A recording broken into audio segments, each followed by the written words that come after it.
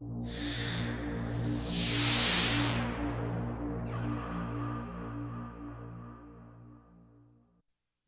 I'm Maurice Gibb. I'm Barry Gibb. And I'm Robin Gibb, and we're the Bee Gees.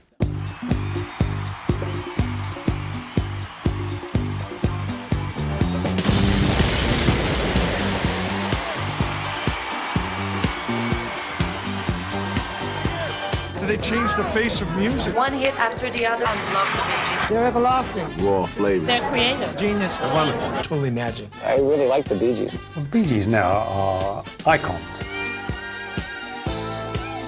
I know of no other creative family that's endured this long. You can't deny talent. They never really stopped having hits. And here they are, the Bee Gees. We often thought we were triplets at one time because we all had the ultimate goal of just singing together. I feel that what we've been doing all our lives has been our destiny. It's really about three brothers that always said they were going to be famous.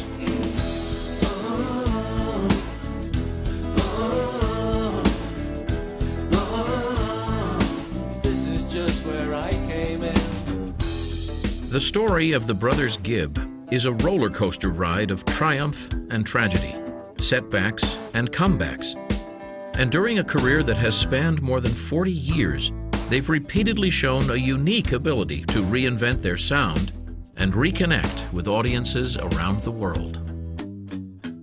Their remarkable journey begins in 1944 in Manchester, England, with the marriage of drummer and bandleader Hugh Gibb to Barbara Pass. The next year, the Gibbs welcomed a baby girl, Leslie, and settled off the coast of Great Britain on the Isle of Man. On September 1st, 1946, Barry, the first Bee Gee, was born. He barely survived his childhood. I was very badly scolded when I was about 2 years old. He climbed on a chair and pulled the tablecloth towards him, and I just made a big pot of tea, pulled it all over himself. And he was in hospital for 3 months. He was very, very ill. My mother tells me that it was about 2 years before I was back to normal again. Those 2 years I don't remember. So whatever happened to me was blanked out completely. He never spoke till he was 3 years old because of all the pain he'd gone through, you know. And I think that when those things happen to you in life, what you gain from it is incredible inner strength. It did make him stronger, more determined. I think that's what really helped us, you know, to make the pattern for his life. The Gibb family welcomed two more sons on December 22, 1949, when twins Robin and Maurice were born. They were neither identical in appearance nor disposition. They've always had distinctive personalities. Maurice was always very friendly, everybody's mate. Robin's always been a little bit withdrawn and into himself, but when they were together, they were the same. I was Mr. Goody-Goody. I was so scared of doing anything wrong. I'm basically a very shy person. I have to really know somebody before I reveal myself, literally. Robin was a joyous kid. He was hysterically funny. You'd always be in stitches, you'd always be laughing. This was the funniest kid you could ever meet. I like being spontaneous, I like being funny with people, I like being relaxed, but you won't get that right away with me, you see. Robin always had the twinkle in his eye. And of course I think Maurice did too. Don't forget they're twins, you know, so there was a specific, special way that they would play off each other that only twins would know. When you're identical twins, a lot of people will wear the same clothes, even later on in life, in the teenage years. Robin and I differ in the fact that we're fraternal twins and we're not identical, but we have the same sense of humor. We have the same love of the same kind of music. Being a twin, I don't think it's so much having much to do with the Bee Gees. I think we would have been the Bee Gees if even if we hadn't been twins. I never thought of me and Maurice as separate from Barry. I always saw the three of us as three equal brothers. By 1955, Hugh's band had broken up. So, in search of new opportunities, he moved the family back to Manchester. In the glory days of the Empire, Manchester was the world's cotton capital, one of the great industrial centers. Now, it was a working-class city in decline. So too were the Gibb family fortunes. To support Barbara and the 4 kids, Hugh held down 2 jobs. The house was always filled with music. The boys were influenced by the Mills brothers and the Everly brothers. And by the time Barry was 9 and the twins were 6, they were already singing in 3-part harmony.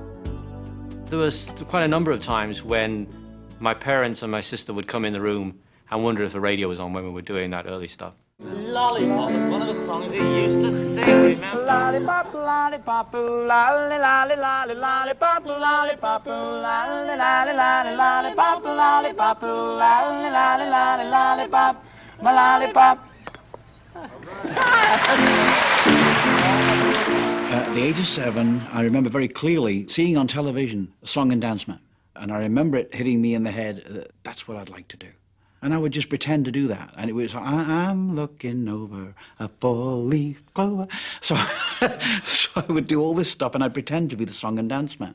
The real love of it is when I heard Wake Up Little Susie by the Everly Brothers. And I kept on playing it over and over again. And I kept on hearing these harmonies. Robin and I seem to have evolved into 2 different leads, and Morris is an expert harmonist, is that the right word? But he would always know where to put that other melody, make a 3-part harmony. I think it was about a year after we first started having fun that we realized it was what we wanted to do for the rest of our lives. But we weren't sitting down making plans, we were just kids having fun. The Bee Gees' musical career actually began at the movies. One day before the feature, a boy got up on stage and mimed to an Elvis Presley record. The brothers were inspired to try it themselves. We went to see the cinema manager and asked if we could get up one Saturday afternoon and do just what that boy had done, you know?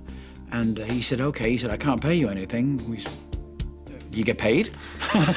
And so we got the guitar and the records that we intended to mime to. And on the way to the Gaumont Theatre, we were running and Morris dropped the records. In those days, they broke, folks. We were very disappointed that we'd lost our chance, but we persuaded the manager to allow us to go on and sing anyway. And we just did what we did at home. And the kids loved it, and God, I remember that feeling. It was great. And we had our first real audience rush, you know? Wow, this is what we want to do. We'd sit up all night talking about what we wanted to do in the future when we grow up. And we were talking about all the things we wanted to do. We wanted to make records, we wanted to write, and we didn't know where we were going with it. We used to sort of daydream and night dream and every other kind of dream, and we just talk about it day and night. Walking down the street in Manchester, I remember Barry saying that one day we're going to be really famous. And we said, oh yeah, whatever you say. He's the big brother, you know.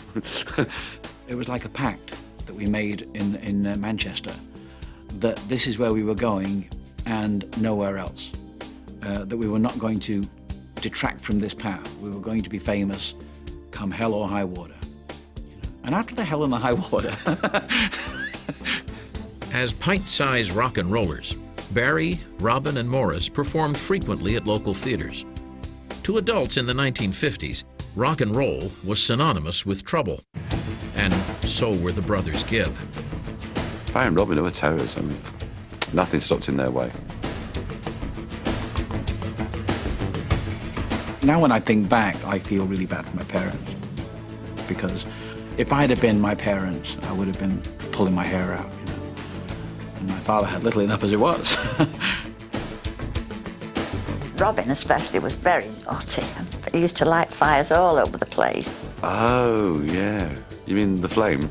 He used to set hedges on fire. He'd light fires under the bed. Yeah, I was a bit of a firebug when I was young. We lit a little fire in the field next to the house and it spread. And it must have been in the middle of summer, but it spread all over the place. I went to look for them because it was getting, bedtime. And I walked through the town and I saw all these fire engines. And I thought, oh no, I knew who was behind it. And they did a lot of damage. So we got to the top of the hill and there were all the billboards burning. And it was a fantastic sight. And there was a policeman standing right next to us, and we had our swimming costumes and our towels underneath our arms, you know. And we looked at the policeman, and he looked at us, and what happened, you know? And he said, you know, don't worry, we'll catch him. We'll catch him. And we sort of stood there. Yes, we hope you do, officer, yes. And but that was the end of it. The police did come one day and said, look, they didn't say reform school, but they said it could end up to a point where you would have to go to court and be charged and be sent to a reform school if it got out of hand. I think actually it was the Manchester police that sort of encouraged my mother and father to go to Australia, you know, take them, you know. And he said, you know, maybe it's time you thought about emigrating, because maybe these kids, they need space. So, in 1958, with newborn baby Andy in tow, Hugh and Barbara decided the family needed to make a fresh start. I'd never heard of Australia, just a strange word to me, Australia. I'm sort of Australia. When you're 8 years old, 7 or 8 years old, it's an adventure. This is like, wow, I imagine like kangaroos going down the streets of Sydney and all these sort of adventurous place that we're going to go to, exotic, different, you know. Oh, amazing, adventure. Because that was what was in our spirit. That's why we were always getting into mischief. The idea of what's around the corner really was inside us. So the idea of going to Australia, we didn't even know what that was. But sounds good, let's try it. The Gibbs settled in Queensland, a state in northeast Australia known for its sunshine, beautiful beaches, and the Great Barrier Reef. Hugh took a job as a photographer.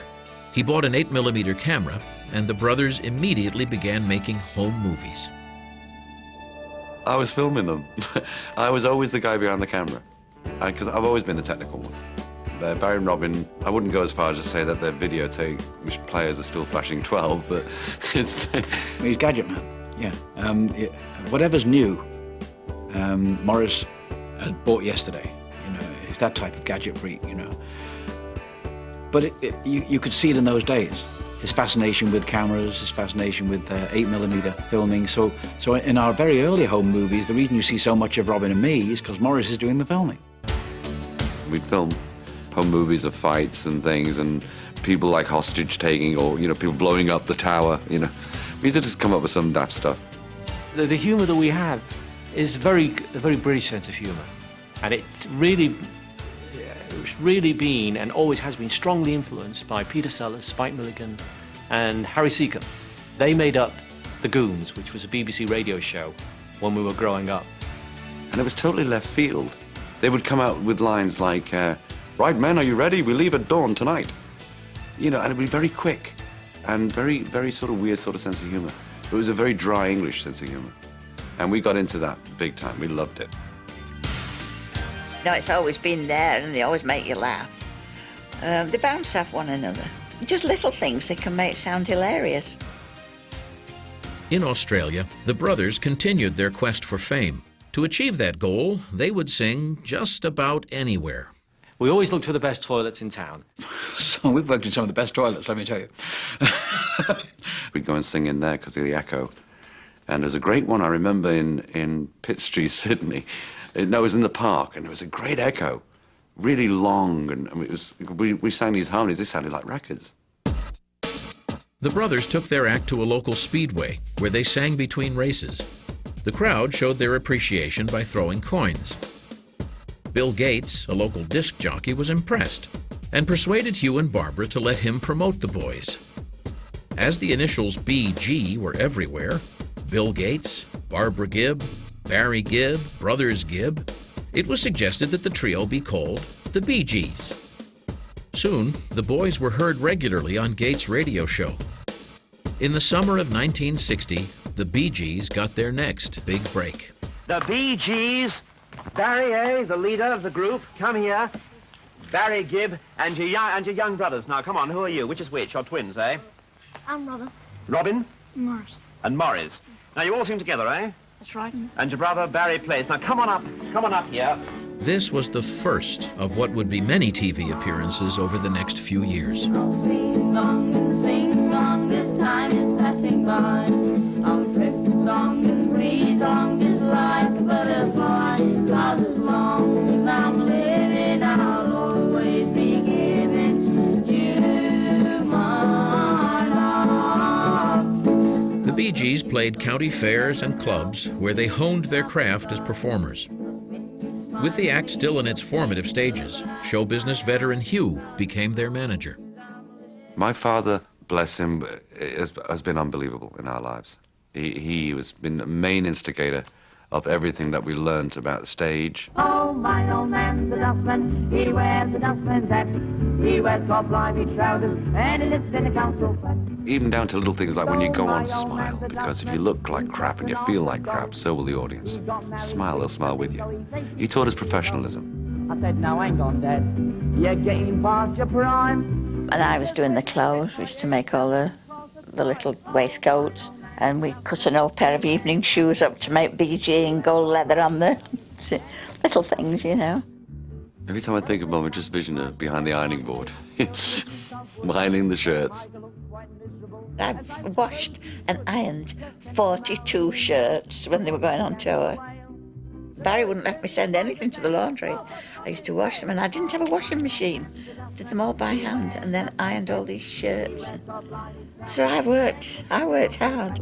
Now if you see a dustman, all looking all pale and sad, don't kick him in the dustbin, it might be my old dad.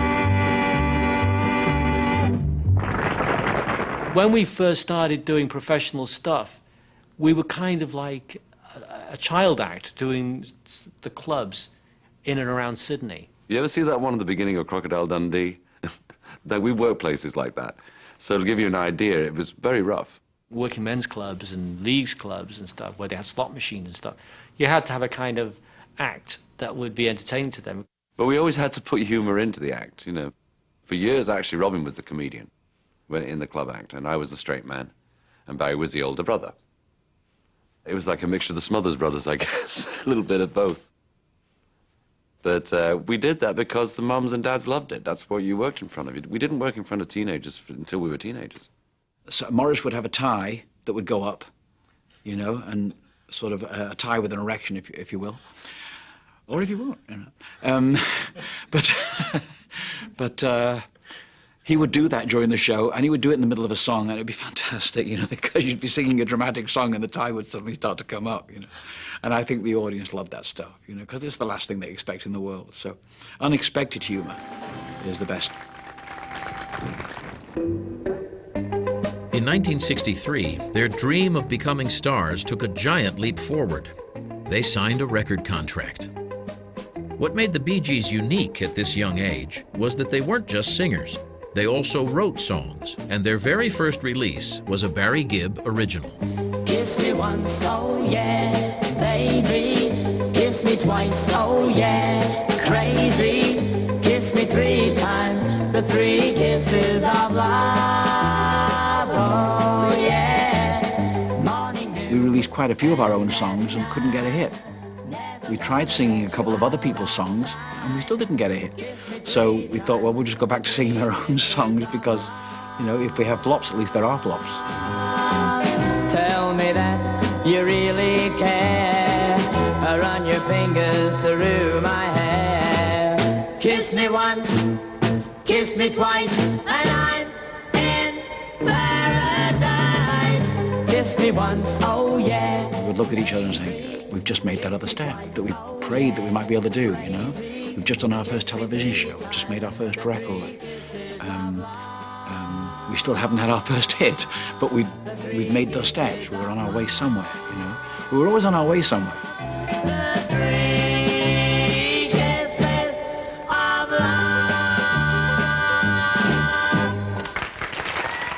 At this point, the brothers were supporting the family as professional entertainers, singing adult songs to adults.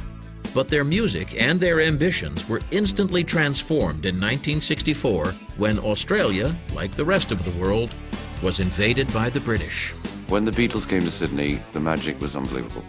I was mesmerized by them because they were doing something that we loved to do, and they were successful at it. I loved it because it was so, this was a group, and they were singing 3-part harmony, and they were singing it like we did. The Bee Gees finally began denting the local charts in 1965 with self-penned songs like Wine and Women. Wine and women, song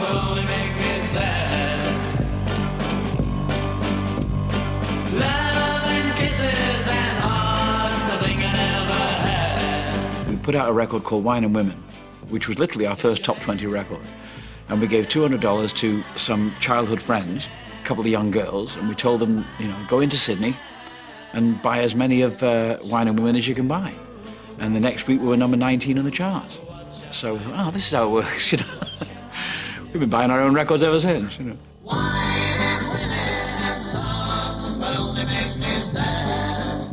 We were doing television shows, but we were just regular TV acts. We weren't people having hit records, you know. And that was our dream. And at that point in time, our dream was being blocked.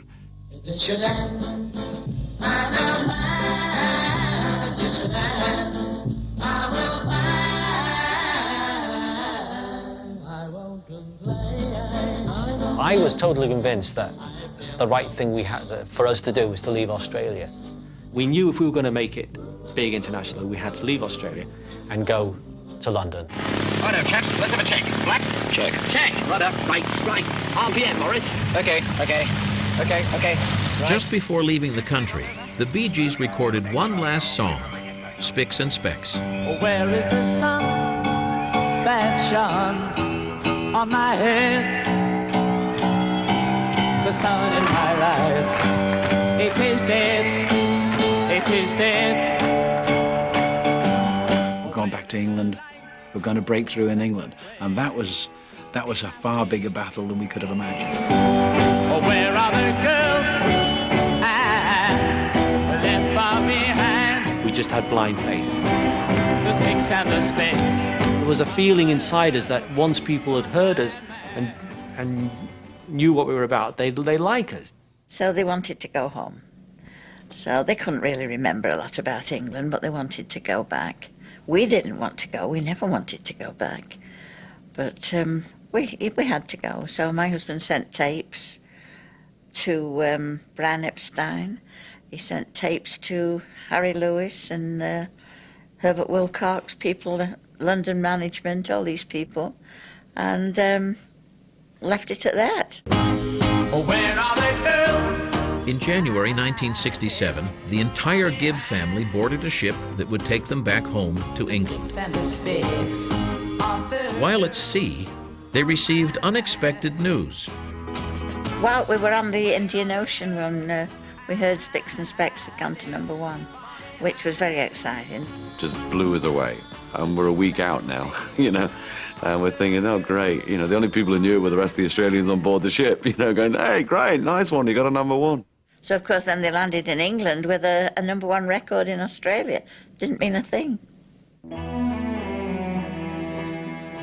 5 weeks later, when the Bee Gees arrived in England, the music scene was still dominated by the Beatles, in whose wake had come the Rolling Stones, The Who, and many other successful groups.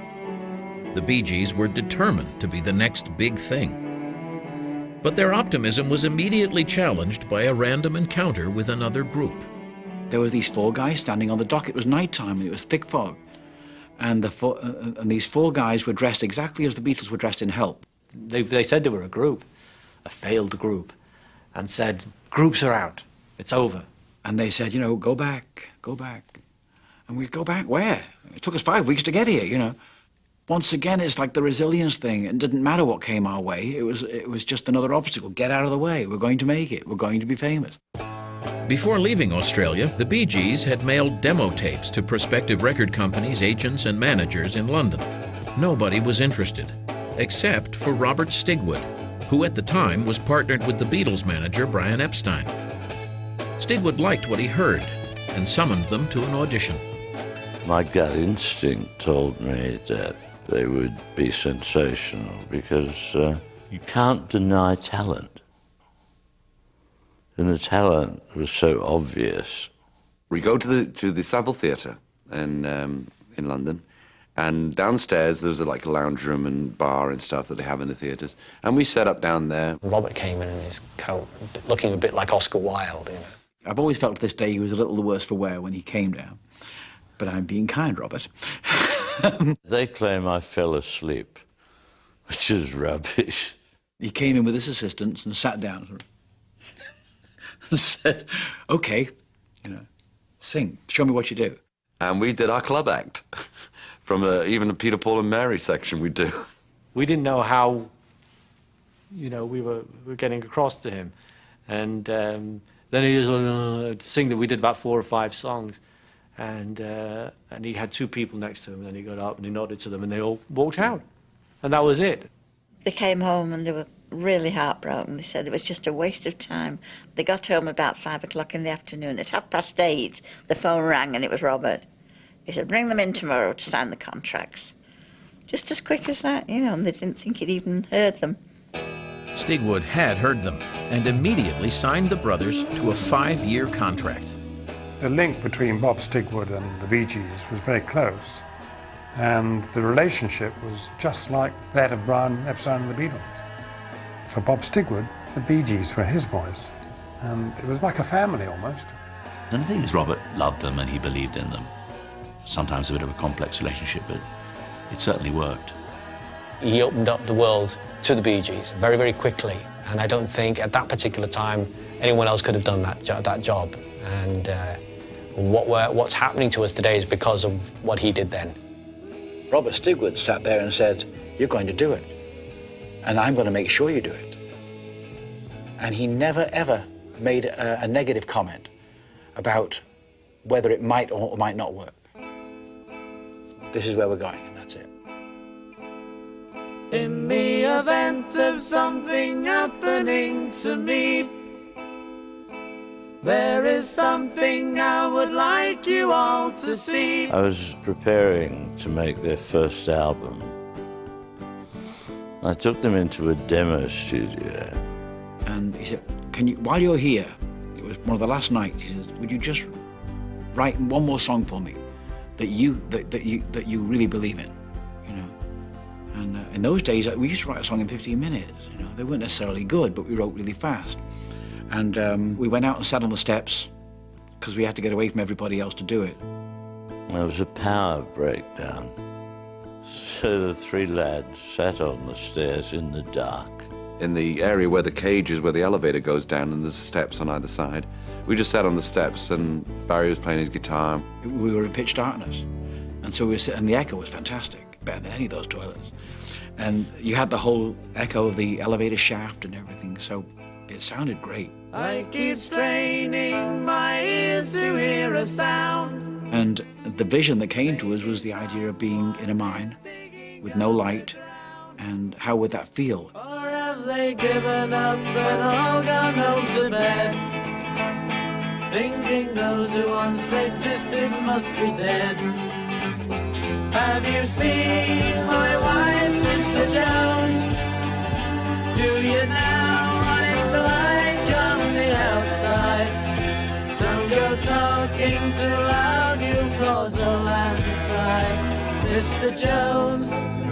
To augment their sound and make themselves into a real band, the Bee Gees added 2 musician friends from Australia, Colin Peterson on drums and Vince Maloney on lead guitar.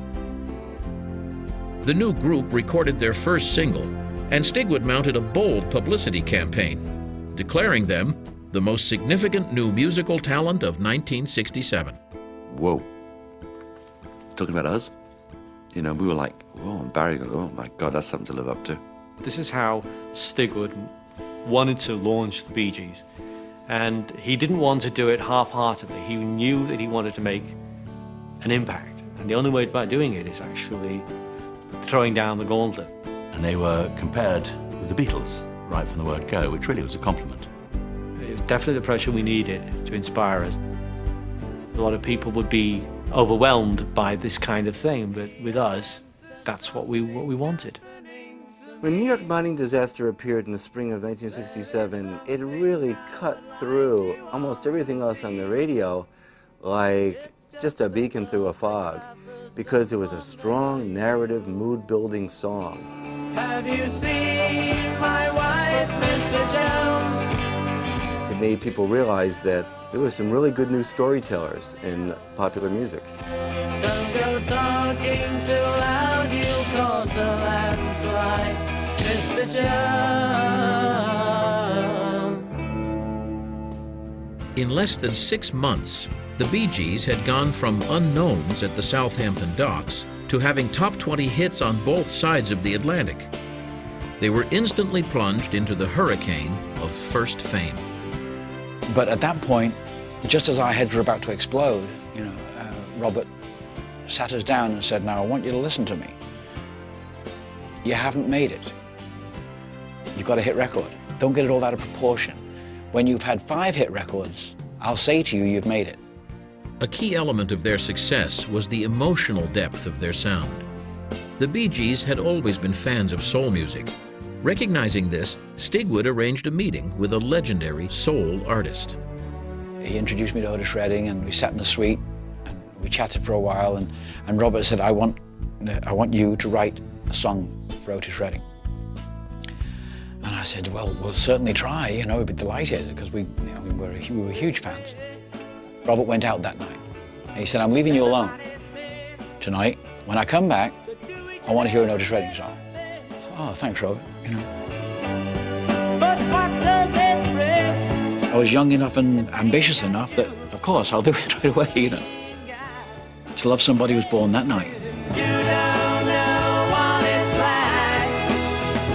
Baby, you don't know what it's like. To love somebody, to love somebody, the way I love you. So I sang the body of that song to Robert when he came in. He said, thank you, that's what I want. And when I got back to England, we finished the song together. Redding died before he could record To Love Somebody. So the brothers cut it themselves, turning it into one of their most beloved songs.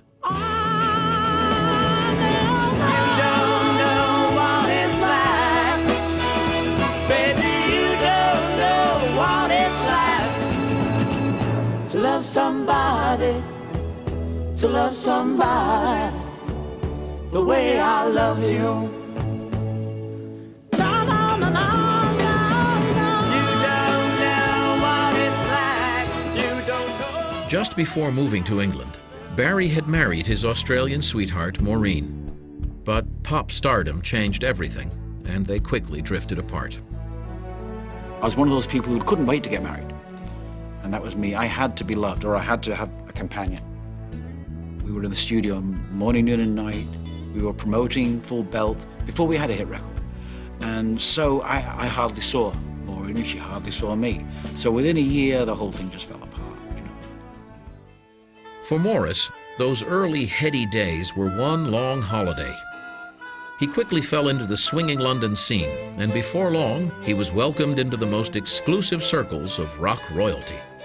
When you think that 5 months before all this was going on, I was in Pitt Street buying a Beatle fan club book. And now here I am partying with these guys, my heroes. So the drink came more, the money became more. I'm only 18, 19 years of age. And after all the work we had done through clubs and everything, I felt grown up. I felt like I'd been through the mill. Just gotta get a message to you. Robin began dating Molly Hullis, the receptionist in Stigwood's office. They would be married in late 1968.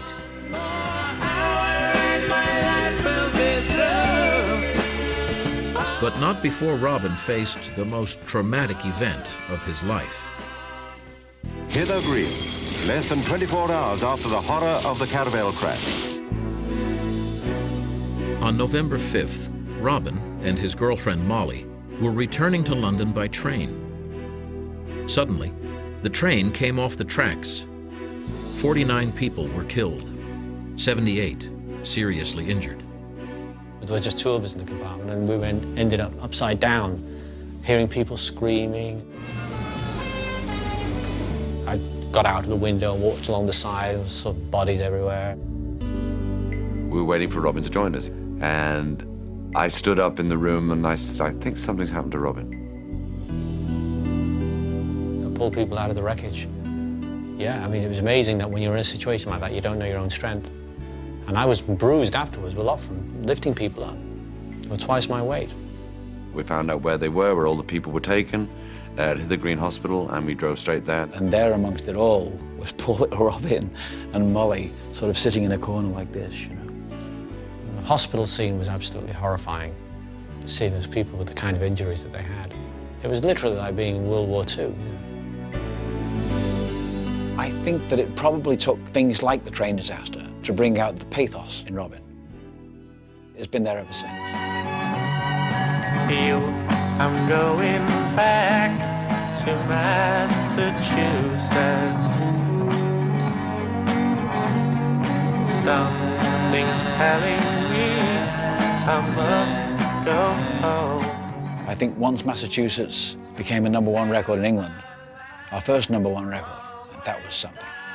In Massachusetts, the day I left her standing on her own. You can actually guess how you're going to feel when you get your first number, because it's something you've always wanted to have. It was kind of like a fulfillment of what we wanted to do. We left Australia. It was kind of a confirmation of our belief in ourselves. It's kind of like, yeah, we did the right thing. It was their first international #1. I think for any artist and their management, when you crack that, it's a very special and emotional moment. I still choke when I think about it. What I was so impressed with in terms of the Bee Gees is that the harmonies were incredible, very, very unique, very distinctive. Almost to where the name Bee Gees was the adjective for what they were doing from the minute they appeared on American radio. It's like it sounds like the Bee Gees. I don't know anybody who can sing harmony quite so naturally as they do. You know, get them in a room here and ask them to sing, and immediately you're assailed by perfect harmony. The Bee Gees' singular sound also features the presence of two distinct lead vocal styles: Barry's soulful, passionate delivery, and Robin's ethereal vibrato. I started a joke, which started the whole world crying. He's got a wonderful voice. It still makes me go cold when I listen to him. I don't think there was any particular plan about who sang what. It's just where things fell, you know, where certain songs and styles worked at a certain frame of time. But certainly it was based on the style of the song more than who sang it. Who sang the leads has never been an issue. Robin's voice was so infectious at that point that it just, those were the songs that he automatically should be singing. I knew, you know, and Morris knew that that vibrato was killer, you know, and the more we could use it, the better. I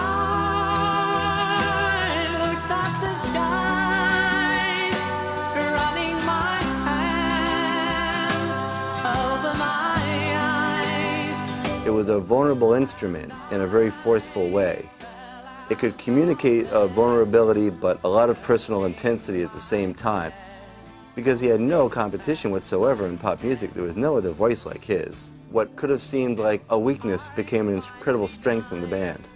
When it comes to the songs like Joke and Holiday, I mean, who do you know, I mean, that's the voice. That's the voice that reaches your heart. Oh, if I'd only seen that the joke was on me. An undeniable strength of the Bee Gees has always been their songwriting.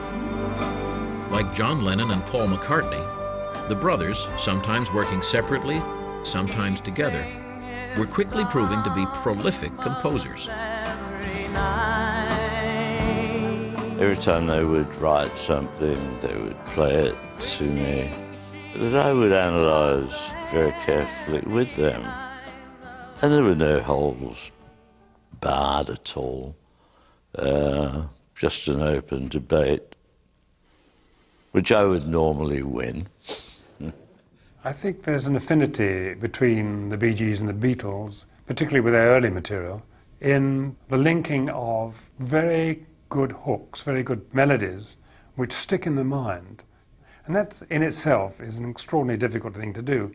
You had to listen to these songs once they came on. You had to listen to them because they were very, very magnetic. And they cast a spell in a way that was very piercing in its personal directness. Smile, an everlasting smile. A smile can bring you near to me. Go ever let me find you gone, 'cause that would bring a tear to me. Barry had emerged as the sex symbol of the group. He was as irresistible to women as they were to him. I would always carry rings in my pocket so that I'd be able to say to that girl, I love you, here's the ring, you know? And it always led to bed. And and that was just I was a rogue. Yes, I was a rogue, I admit it. But once I saw Linda, there was only one ring. I met Linda at Top of the Pops. Linda was chosen to be the hostess the week that we were on and the week that Massachusetts was #1. And I saw her across the studio with a sash, I think it said Miss Edinburgh. And I remember thinking, that girl is devastating. And I'm going to be my usual self. I'm going straight over to that girl and do something about it. Shortly after meeting Linda, Barry and Robert Stigwood traveled to California on business, but business wasn't on Barry's mind. Right after checking into the Beverly Hills Hotel, Barry told Stigwood that he was going home. And he said, what? You can't go back to England, we've just arrived. There's things you have to do, there's a whole schedule. And I said, but you don't understand. Or maybe you do understand, Robert, that this is the girl, this is the one, you know? I've got to go back, I've got to find her.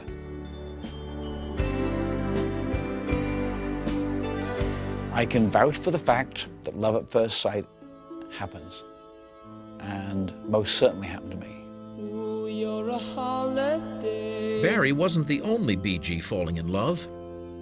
On December 12, 1968, with clamoring press and fans on hand, Robin and Molly married. A few months later, on February 17, 1969, in what was the pop wedding of the moment, Morris tied the knot with Lulu, one of England's brightest young stars. The Bee Gees' greatest strength had always been their unbreakable family bond. While on the surface everything seemed wonderful, the truth was that success, love, and the trappings of fame were ripping the Bee Gees apart. I mean, there was a lot of money all of a sudden, and cars, and girlfriends, and, you know, things like that. Your world was upside down. You just went wherever you were supposed to go, and people knew you, and people said hello and shook your hand, and you had no idea why, except that we'd made it, whatever that is, you know.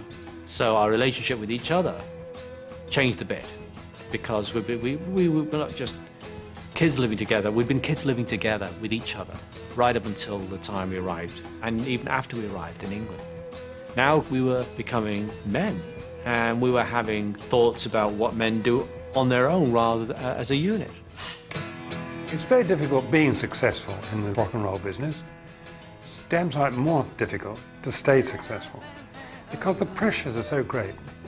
You're always on demand, you're always at everyone's beck and call. You cannot escape the fame, which is a kind of prison for young people. We needed that capacity for separate lives, where not everything was based on what the other did. The tendency always is to say, damn it, I'm a Bee Gee, I'd much rather be Barry, or I'd much rather be Robin, or much rather be Morris. Same with the Beatles, you know. They got sick and tired of being a Beatle. They wanted to be their own people, with their own recognition. As soon as you sort of start to hit the edge of fame, then a sort of entourage emerges for each one, all giving advice, talking to them. When you're that young and you're having a lot too much too soon, you tend to you like to have praise, and praise is a wonderful thing when you're a teenager. It kind of makes you feel and do things, it kind of makes you feel superhuman, you know. Love interests were happening and jealousies were happening. And, you know, I call it just lack of maturity. To me, a lot of what happened in that breakup was due to too much happening too soon. What happened was drugs. Pilly, potty and pissy, you know, each one did different drugs or whatever, you know. Robin would take a few pills if Barry smoked a joint or if I had a drink. Mine was booze, all the way. We stopped knowing each other. We stopped feeling each other's feelings. And that's another lesson, you know, that's what drugs do. That's what drink does. We lost contact with each other. Me, Barry, and Morris didn't really talk as much as we used to, and therefore, you know, there was a kind of bickering going on. If Robin said something about me, the same reporter would come to me and say, did you know that Robin said that? And vice versa, you know. I don't think we were mature enough to stop it. I think we enjoyed publicity. So the press would thrive on it, and we thrived on it. So there was all these awful feelings. Conflict all round. But at least it's true, you know? At least no one else can say, oh, this is what happened. I'm telling you what happened, you know? It was all three of us became isolated. And all three of us did things to each other that I think we're all sorry for. So, you know, that's the truth of the matter. Family groups have a really hard time, as a rule. And in 1969, when the Bee Gees broke up, it was really a family circumstance that had done it. I think we were all as bad as each other. I don't think you can blame it on one person. I think we were all very selfish at that point.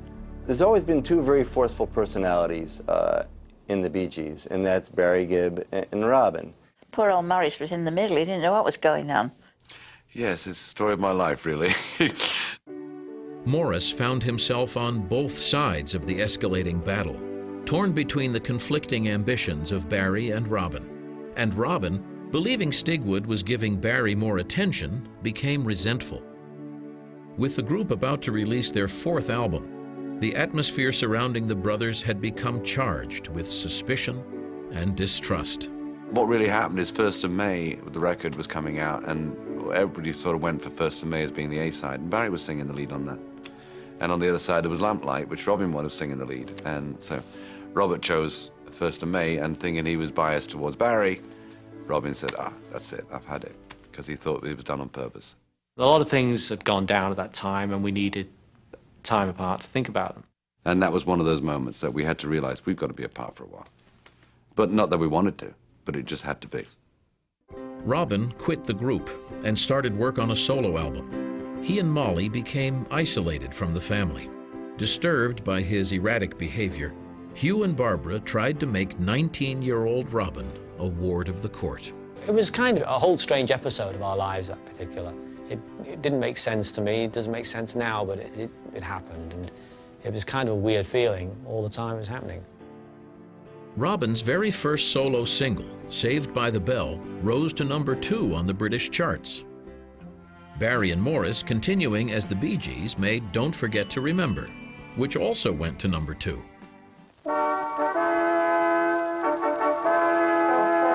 Amidst all the turmoil, the two remaining Bee Gees filmed a comedy special for television. Yes, pure silliness. I think it was good that we did Cucumber Castle. It doesn't mean I think that Cucumber Castle was good. My cucumber and I welcome you to Cucumber Castle. I just think it was good that we did something really silly. Toast for my boring brother, the king. And something that was fun. Well, hello, letters. Hi, who are we having for dinner? You. Anything to escape that whole era of drugs and to grow up finally, you know. Although from watching Cucumber Castle, I don't think we grew up at that very point. In the event of something happening to me. That was to come. By early 1970, the Bee Gees had stopped working together and embarked on a series of solo projects. I would never have guessed at that point, however, that the Bee Gees would come back together again. It didn't feel like that was ever going to happen again. I knew they would get back together eventually. I mean, blood's thicker than water. They were brothers. The time we spent apart was basically a rough time for the three of us emotionally, because although we separated as a group, I don't think we really mentally wanted to. We miss each other so desperately musically and as brothers, you know, we're brothers. And it couldn't go on, even if we weren't a group anymore, we couldn't go on not speaking to each other all our lives. After months of trying to figure out the best way to breach the gulf between them, the brothers were finally ready to come together as the Bee Gees. When the three of them made the piece, I said, let's go into the studio right away. It was a little nervous working together again. The first things we cut was How Can You Mend a Broken Heart, which was written in the afternoon, and Lonely Days that night, and 2 #1 records, which we had no idea there would be. Lonely days, lonely nights. Where would I be without my woman? Lonely Days was an instrumental I was playing, the opening thing on the piano, and Barry and Robin came round and we started singing it, and before we knew it, the song was taking shape. We were like new, it was like fresh. It was the energy that each one had on expressing what they'd learned by being apart. It all came out in that week. And it was brilliant. It was a wonderful session. Wonderful. Lonely days. We came back as men, you see. We'd always been boys growing up together and brothers before. And I think we came back together as three guys where we respected each other's space and interests and opinions. If anything, that was the good thing that came out of it. It took 2-3 years to heal. There was a real serious estrangement there because it's hard to grow up under any circumstances and to admit the fact that you're never going to be distant from your family, that you need your family. You know, all of us have to leave home at some point. And the Bee Gees, in a way, found they couldn't leave home. They had to find some adult way of going back and making peace with the past. In writing about the problems they faced as brothers, they had created music that was deeply felt. I can think of younger days when living for my life was everything a man could want to do. Singing about separation and reconciliation, about love lost and found, in essence, telling their own story, they reconnected with their audience.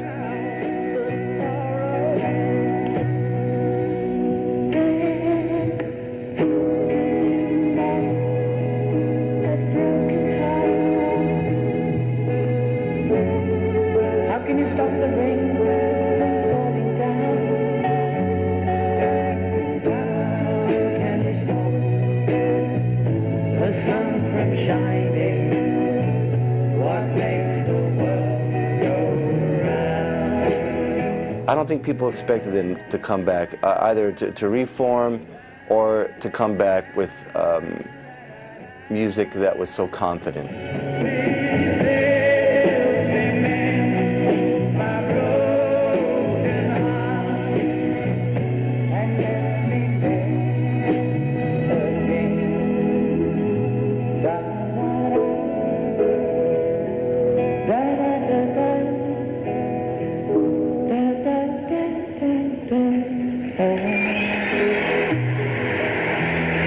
In the early 1970s, the Bee Gees enjoyed a short burst of success.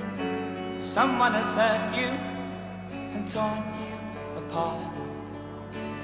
Am I unwise to open up your eyes to love you? And let it be like they said it could be. Me loving you, girl, and you loving me.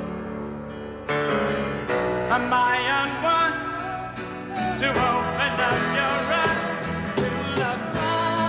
To me, whenever you're lonely, run to me if you need a shoulder. Now and then you need someone older, so darling, you run to me. Run to Me was their 4th top 20 hit since they reunited. After Run to Me, we went into a valley, totally. Our career was in a valley, no record company wanted us, management didn't want us, nothing. The Bee Gees went through a hard stretch at a time when popular music was very transitional and people were looking for something new rather than the tried and true. The Bee Gees were having a very difficult time trying to figure out where to take their uniqueness, how to reinvent themselves, you know, and still stay distinctive. The edge had gone a little. I didn't think they were paying the right attention to what was happening. I actually scrapped an entire album. I said, it's not worthy of you. Kicking the Head is Worth 8 £8, yeah. Wonderful title. I don't think it was a very good album. It was an awful album. Oh, yeah. I mean, your ego's deflated enormously. You know, but that was meant to be too. I mean, it wasn't good stuff. The confrontation was painful because they put their hearts in it. They weren't being lazy. They were just a little bit off track. In search of a more contemporary sound, their manager, Robert Stigwood, paired them with legendary R&B producer Arif Mardin.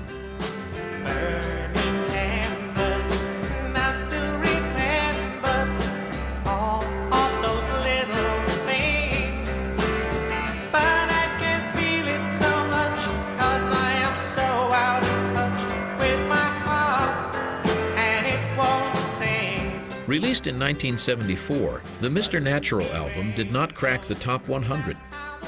It was, however, an important transition as it reawakened their passion for soul music.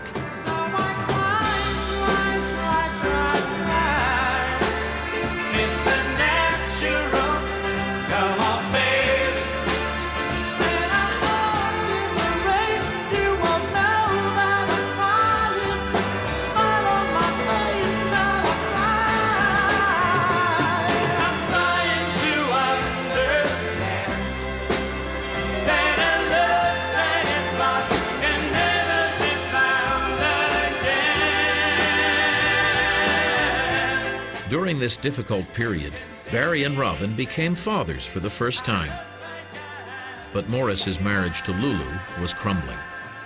And when you spend 6 years of your life with somebody, it's like really weird all of a sudden you're driving around in your car with your bags in it and the dog on the front seat. You know, it's like very strange. So naturally I turned to more drinking. In late 1974, the Bee Gees began performing on the British nightclub circuit. One of the venues they played was Batley's Variety Club, where Morris met Yvonne Spenceley. I just saw her eyes, and I said, I'm going to marry her. I think what came across more than anything was the warmth that he had. I thought, oh, what a really sweet guy he seems to be, you know? And I think that's what came across more than anything else, apart from him being talented, of course. I think that attracted me to him, and he was really cute. Besides the innocence, I saw a lot of strength. She's very compassionate. He's very romantic, very sweet. Oh, definitely, without question. The best thing I've ever done is marry Yvonne. Without a doubt. As 1974 gave way to 1975, the Bee Gees were ready for a new beginning. Their old friend, Eric Clapton, then on the verge of a comeback of his own, suggested that the brothers try Miami's Criteria Studios. With Arif Mardin again producing, they started recording a new album. We were on our way back from the studio, and every time you leave Criteria, there's a bridge, and the bridge is rickety, and it makes a noise when you go over it. And every night I'd hear the same thing. And I'd hear it every night. And so one night, we went over there, and the car must have been traveling at a certain speed, and the rhythm felt really right. And I just started singing along with it. And it just became, you know,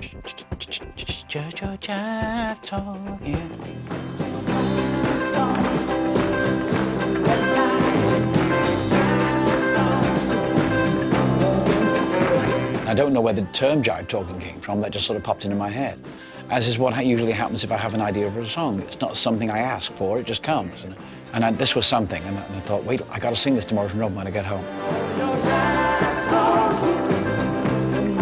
I sang the idea to them, and we actually wrote the entire song that night.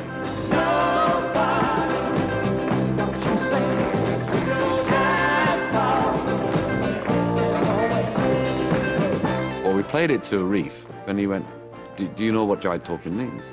And we said, well, yeah, it's, you know, you're dancing. He says, no. I'm putting on this Turkish accent, you see, because this is how he talks. And he says, no, it's a black expression for bullshitting. And we went, oh, really? Jive talking, you're telling me lies. But he gave us the groove, the tempo, everything. When I first heard Jive Talking, I had no idea it was the Bee Gees. Everybody went, who?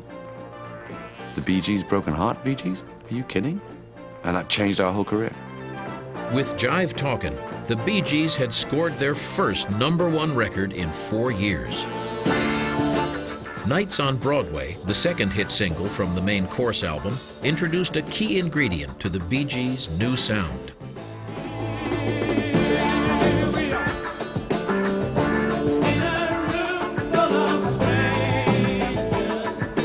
We've just done most of the vocal tracks, and usually, you know, at the end, you know, you have some ad-libs or some kind of thing to take us away from the original melody and have some fun, you know. So Barry said, I'll have a go. I went out there on my own and I experimented, and I started answering, like, blame it all, you know, blame it all. And they, yes, fine, this is just what we were looking for. Okay, let's do more of that.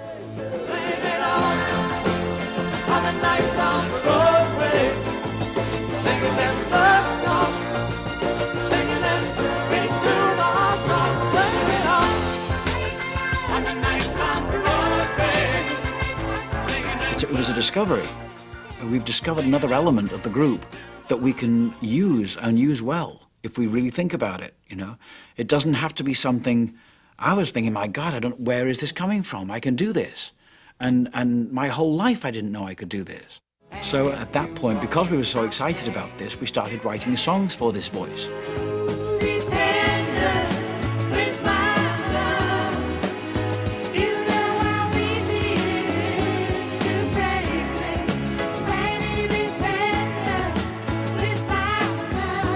When we sing songs like, you know how easy it is to hurt me, Fanny be tender, it's Barry and Robin singing in unison.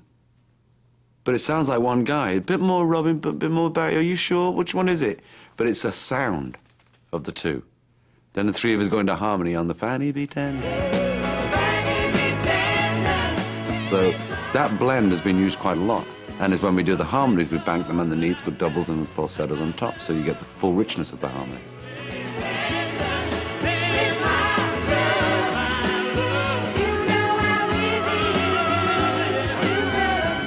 In 1975, with hits like Fanny Be Tender, the Bee Gees had made a startling comeback, in part due to the production work of Arif Martin.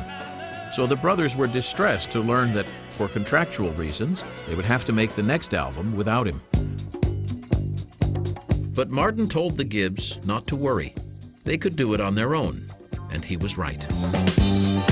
Seemingly overnight, the brothers' songwriting had evolved from orchestral pop to a blend of white soul, R&B, and dance music. Children of the World was an enormous success, and the single, You Should Be Dancing, rocketed to #1 in the summer of 1976.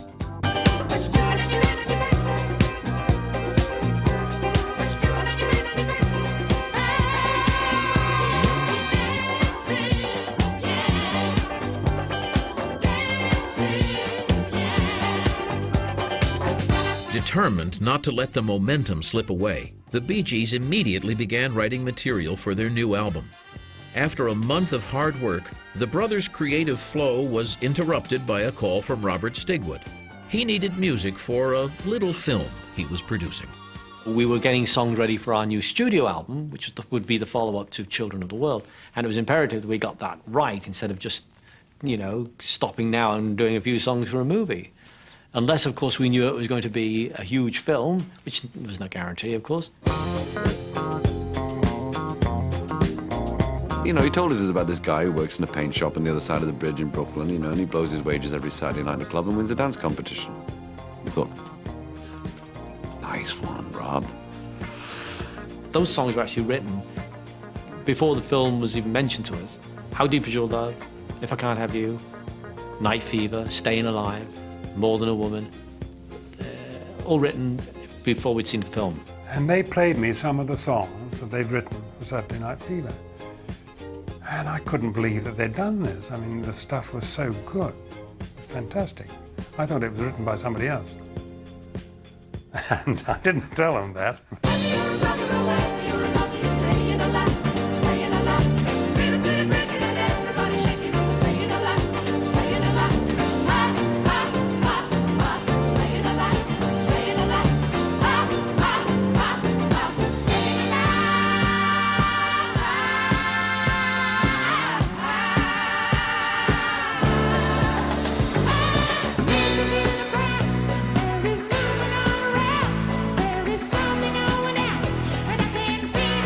Saturday Night Fever score was unique in taking the best of really funky black music and together with very tuneful white music and melding the two things together in a style that was irresistible.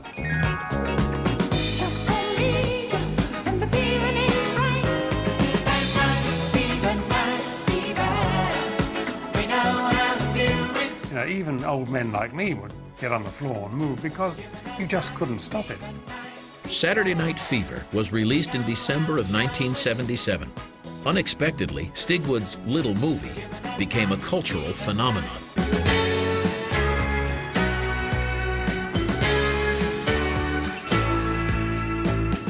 The film grossed $350 million at the box office, and the Fever double album sold over 30 million copies worldwide. For the next 20 years, it remained the best-selling soundtrack album ever.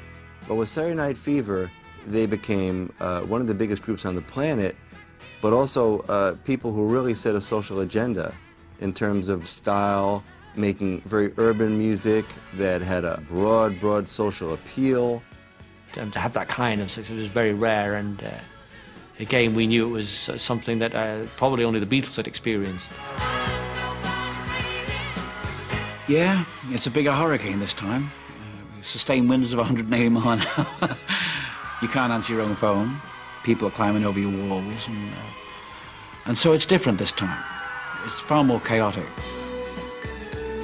Anything that has a tremendously huge impact on the charts and on people of such a scale is something that takes on a life of its own, and you're out of control of the whole thing. You become less important than the parts. Well, we didn't know we were defining the culture. We were just still Barry, Morris and Robin, wondering what the hell's going on.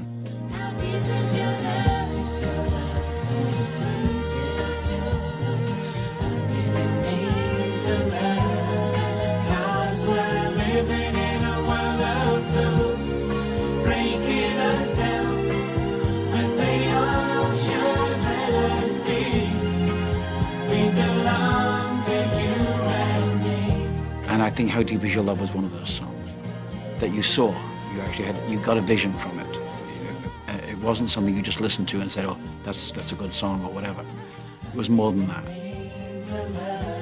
The Bee Gees had become so dominant that in March of 1978, records written and produced by the brothers Gibb occupied 5 of the top 10 spots on the Billboard Hot 100. No other songwriters can make that claim. In spite of the enormous success and impact of Saturday Night Fever, the soundtrack did not receive an Oscar nomination. This lack of acknowledgement by the film industry for their groundbreaking work was a disappointment. What happened next was a complete disaster. For 11 years, Robert Stigwood's managerial advice had been nearly flawless. So when he approached them with the idea of turning a classic Beatles album into a movie in which they would star, it was irresistible. I think the worst mistake we ever made was probably Sgt. Pepper's Lonely Hearts Club Band. 2 weeks into the film, I knew what it was. Robin and Morris and myself all went to Robert's house and said, please take us out of this film. Please take us out of this film. Oh, yes, we want it out. We want it out of this film. We said, this is going to kill us. There's no reason to make the movie. There was no reason to involve the Bee Gees in it. There's no reason for the Bee Gees to cover the Beatles' music. It seemed a project done for Hollywood reasons rather than musical or artistic reasons. Once their work on Sgt. Pepper's was completed, the Bee Gees returned to Miami to make their first album since Saturday Night Fever. It's incredibly difficult to sustain success of that sort, because no sooner have you got one number one, okay, that's great, everybody lauds you, but the pressure to create another one is twice as hard. And for them to achieve the run that they had is unique. Working again with producing partners Carl Richardson and Albie Galutin, and their longtime band, Dennis Byron, Blue Weaver, and Alan Kendall, the Bee Gees recorded Spirits Having Flown, which became the most successful album of their career, selling nearly 15 million copies. The Bee Gees music in a lot of ways is very, very spiritual. That there is somebody listening and watching and caring and paying attention. And though it's never been hit too hard in terms of the band's conscious emphasis of it, I think it's very meaningful in terms of their appeal. Nobody gets too much heaven no more. It's much harder to come by. I'm waiting in line. Nobody gets too much love anymore. It's as high as a mountain and harder to climb. If you were to say to me what was the finest piece of work, it would have to be Too Much Heaven. There's just no question in my mind. There's a certain spirituality in that song that I don't think I've heard in any other song. And at the same time, I can't tell you how it came about. But I think that's what songwriting is. It's really not knowing what you're doing. If you knew what you were doing, you wouldn't have written Too Much Heaven. Oh, you make my world a summer day. Are you just a dream to fade away? Nobody gets to. Released in November of 1978, Too Much Heaven became their 4th straight #1 single. In an unprecedented act of charity, the Bee Gees donated all royalties from the song to UNICEF, and working with Robert Stigwood, encouraged other artists to do the same. I can see beyond forever, everything we are will never die. Love is such a beautiful thing. To date, the collective efforts of everyone involved have raised over $10 million. I think that a lot of the Bee Gees songs had a strong social conscience. It's not surprising that they would donate the rights to a huge hit to UNICEF. I think that the Bee Gees were always very mindful of what was going on in the wider world. The Bee Gees music was meant to talk back to the world.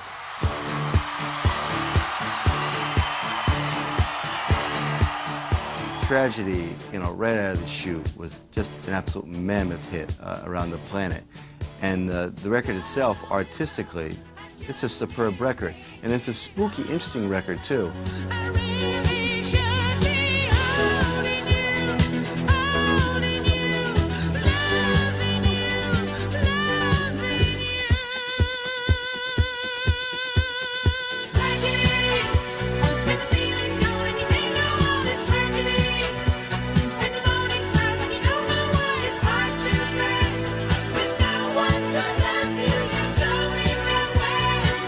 We wrote Tragedy and Too Much Heaven the same afternoon. And we wrote Shadow Dancing that night with Andy. That was quite a roll. For at least a couple of months, we were constantly writing. And the stuff was, the material was quality, it was good stuff. They used to write 3 songs a day. From 2, they used to go in at 2, write 3 great songs and come out at 5. It's almost like going to the office. So they were really on fire.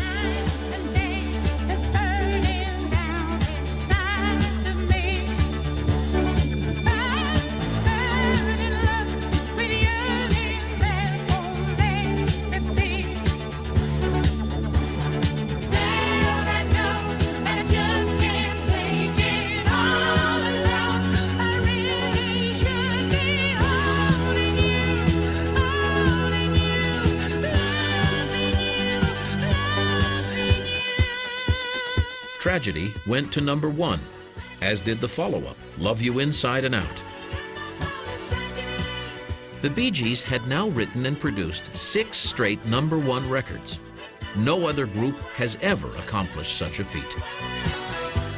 And once they'd done that, then I think even the dimmest rock critic realized that they actually had some ability and they were going to be around for a long time. In June of 1979, the brothers embarked on their first concert tour since the outbreak of fever.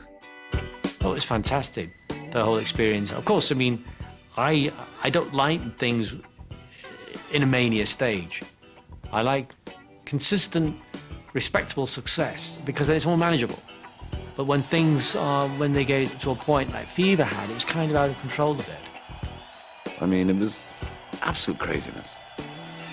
And all the time we were sitting there, right, you know, not thinking about the outside world, you know, we were sort of like in our own little world.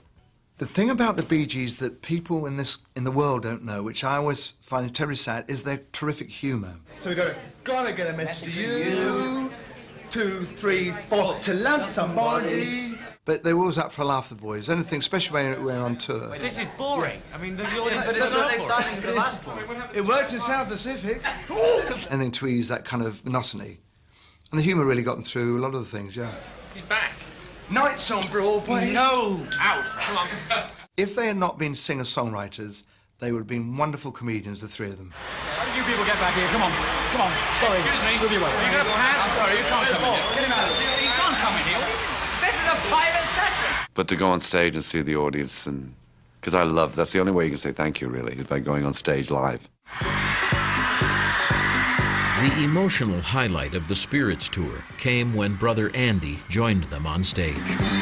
Ladies and gentlemen, our brother Andy. Oh, wonderful. And he was at his height too. He'd made it as well. And so it was a wonderful feeling. Now those four brothers.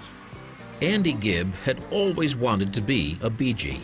But because he was so much younger than his brothers, when he began his career in music, it was as a solo artist. Andy was a chip off the old block. He was a young Bee Gee. And the first 3 songs that he released went to #1 in America, which were extraordinary. He idolised Barry particularly. I would say that we were as much like twins as Morris and Robin. And we were very much alike. We looked alike, we had the same birthmarks. The difference is that I was taller than Andy.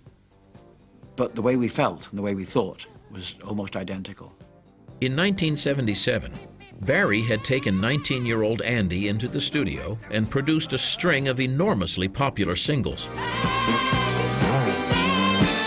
Andy's success, coupled with their own, brought the brothers Gibb to new career heights.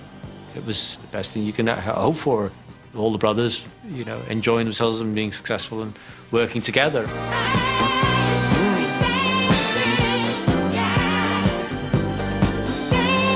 During the drum break, he actually said to me, "Can you believe this craziness? Can you believe it all?" And I thought, no. It's incredible, isn't it? And he said, "Man, I'll never forget this."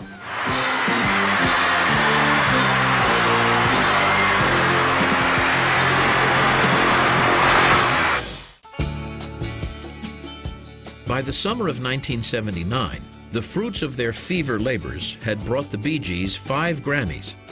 The Spirits Having Flown album and tour were racking up big numbers, and their star was rising over Hollywood Boulevard. But resentment was simmering among rock fans toward the dance music that had dominated the airwaves and the culture. On July 13, 1979, between games of a baseball doubleheader at Comiskey Park in Chicago, a local radio station staged a disco demolition promotion. There had to be a backlash. And it wasn't just because it was a backlash towards us. We happened to have just been the target. Oh, they were blacklisted from American radio. Don't forget to tune in this weekend. We're having a Bee Gees free weekend. You know? Now, can you remember that ever being said about any other artist? No. Quite unique. That's scary stuff. Where art meets commerce sometimes, commerce doesn't know when to quit. And exposure beyond a certain point really isn't great.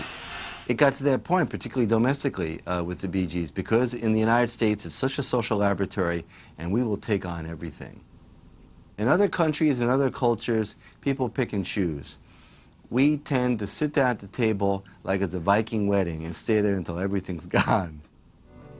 It didn't stop them from making both great records and, in some cases, absolutely incredible records.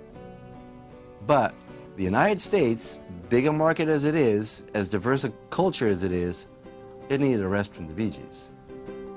Even though the musical landscape was changing, the brothers Gibb refused to be silenced.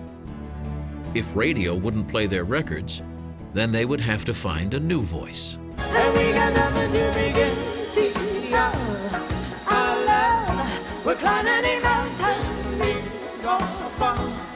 We are, and we never let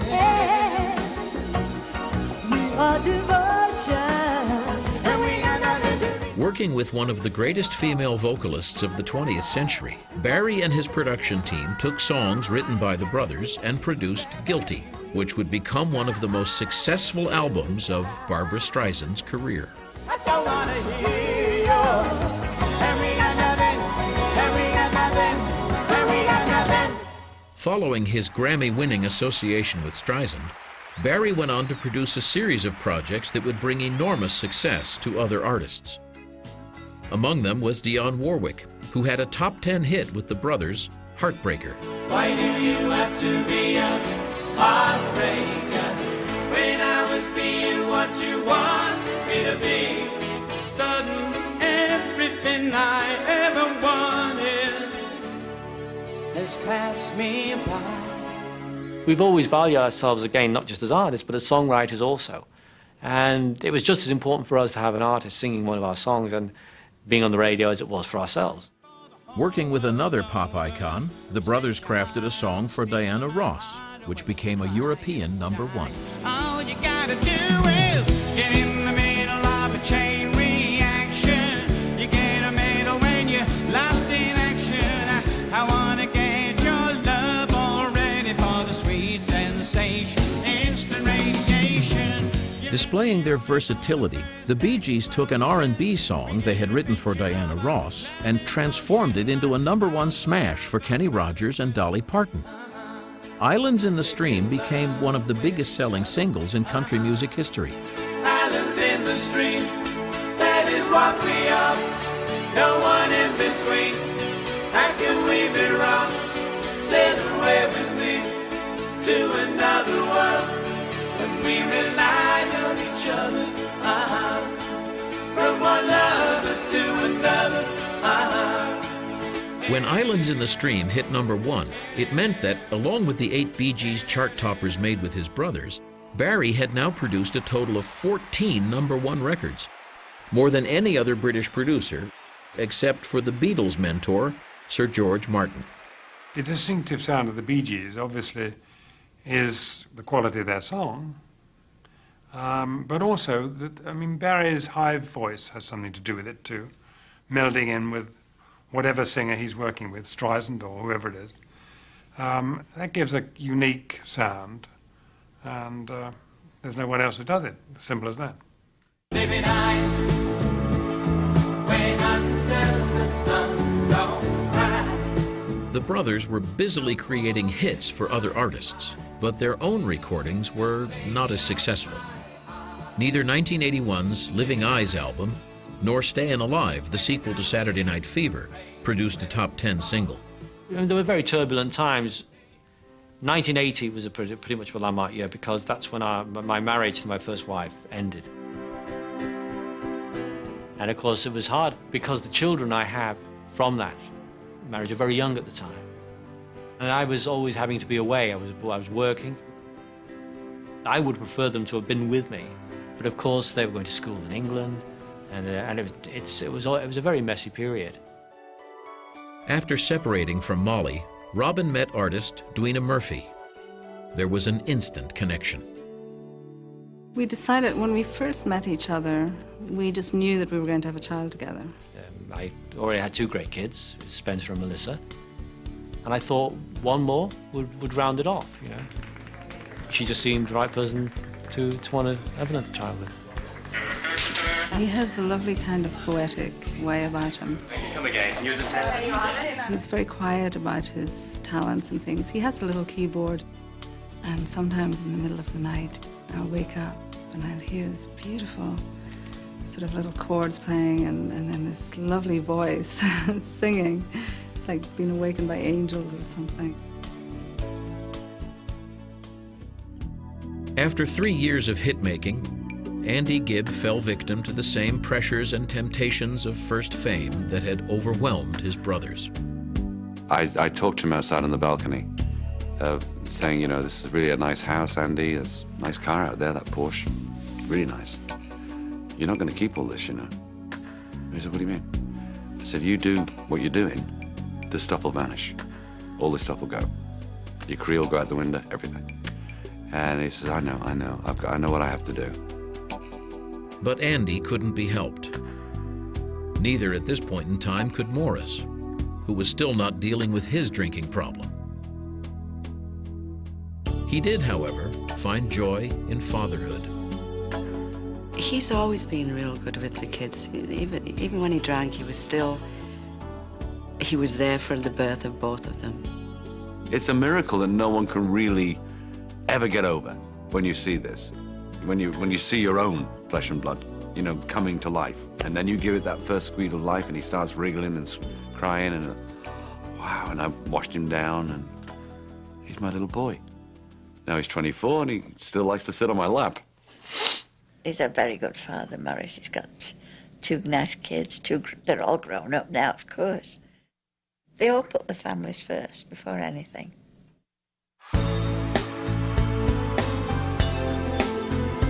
If I didn't have children, I don't think I'd be the total person I am now. The most wonderful thing about having children is that you get to go on being a child. You get to grow up again. You get to live your childhood again through theirs. Family has always been at the heart of the Bee Gees' story, and over the years, that family has continued to grow. Barry has 5 children, Robin has 3, and Morris has 2. In 1986, following a series of solo projects, the brothers came to the realization that the industry was more interested in them as the Bee Gees than as individuals.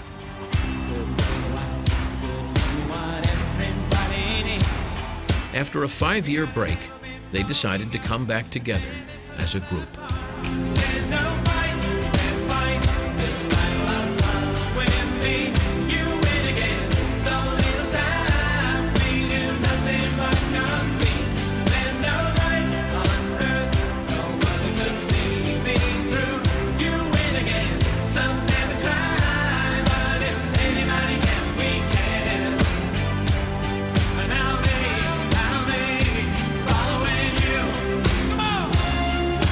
In 1987, You Win Again was an enormous international hit, reaching #1 in England, making them the first group ever to top the British charts in 3 straight decades.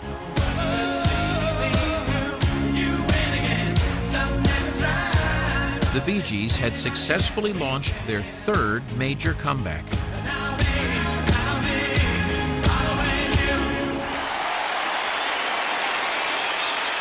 But this achievement was not one they could cherish. On March 10, 1988, only days after his 30th birthday, Andy Gibb, the Bee Gees' little brother, died from heart disease. Maybe I don't want to know the reason why, but lately you don't talk to me, darling, I can't see me in your eye. I had a dream once that he would die, and it scared the hell out of me. And I remember the morning when I got the news. It will always burn in my brain and in my heart. He was a great kid. I think it was hard on all of them. And the wives, they all took it very hard. Every one of us, all of us, we all took it very hard.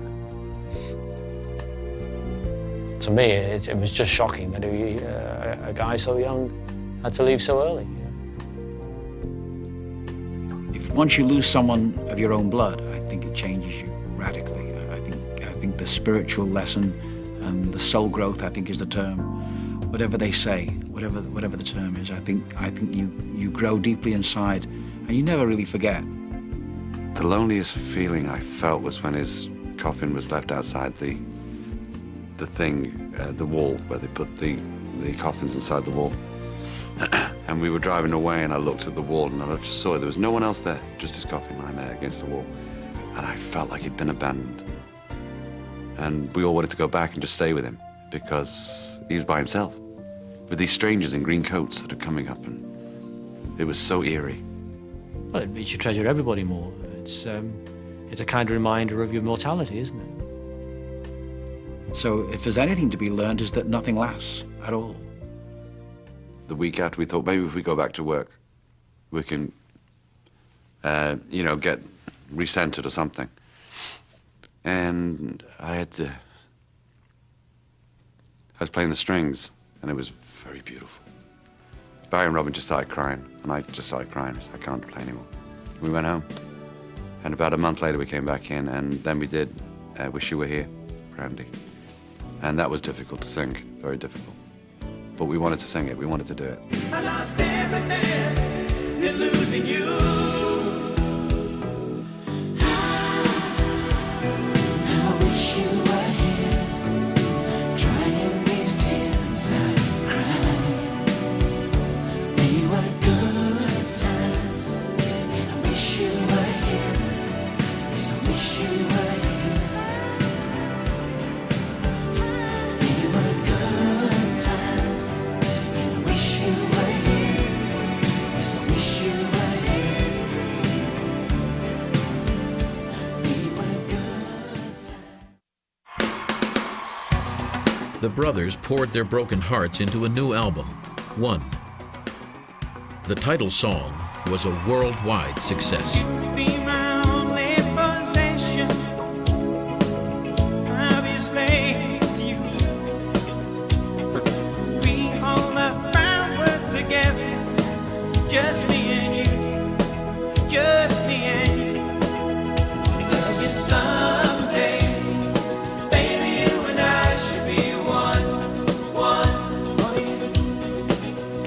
Do it always, brighter than the eye can see. We had the sun.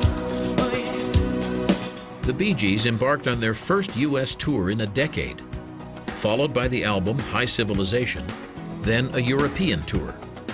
What the public didn't know was that Barry, the rock-solid older brother, was battling a serious back problem. It was literally agony doing Europe. And after that, I couldn't walk.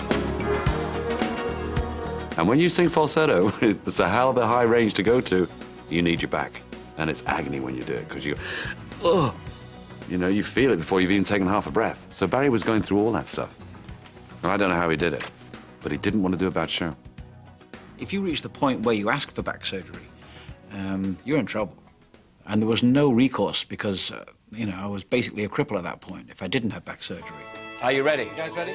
In the early 90s, Barry wasn't the only brother living in constant pain. Morris's social drinking had turned into full-blown alcoholism. He was finding it more and more difficult to fulfill his responsibilities as a brother, a father, and a husband. It really took a long time. You know, when it interferes with you as a family, then that's definitely when it's a problem.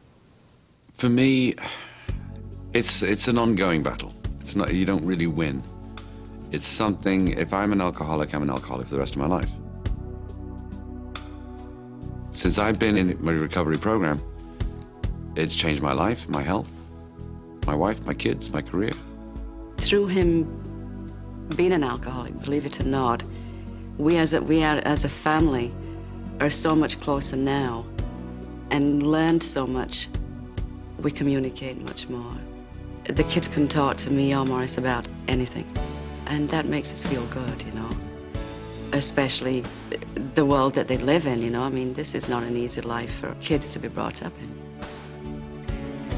I'm very proud of Morris because he's gone through an awful lot. It's just wonderful the way he's turned his whole life around. I'm in love with him more today than I was 27 years ago. And to have what we have now, and for him to have done what he's done, makes me and the children really proud of him. Spouse, lover, friend, what was the last one? Companion. In 1992, to celebrate a year of sobriety, Morris and Yvonne renewed their wedding vows. We always talked about it one day that we would do it, but this was the right time, and the right moment, and the right reason. And it was a beautiful day. We have grown so much and learned so much about each other. I just feel very lucky, you know, that I have him actually in my life. And I never thought I would have said that 10 years ago. But that's true. I mean, I love him to death, you know. In 1992, Hugh Gibb, the father of this close-knit clan, the man who had guided the Bee Gees' career in their early years, died. Losing Andy was just like he died himself. And I think Dad really died of a broken heart more than anything. Because we felt more comfortable when Dad passed away because he was now with Andy. And obviously Andy needed him. So we felt more comfortable about that. 1992 was also the year Barry and Linda welcomed a new blessing, a baby girl, Allie. In the wake of the passings of Andy and Hugh, as well as the severe physical ailments that sidelined him, a little girl was just the tonic Barry needed. It stops you from feeling sorry for yourself. You have problems, but so does everybody else. And then suddenly this little angel comes along. I came back to life in a way because of Allie, you know. She distracted me from feeling sorry for myself. And I gave all my energy to her and her mother. And once again, that's that. It's family. You know, you gotta have that foundation before you have anything else. You know, for me.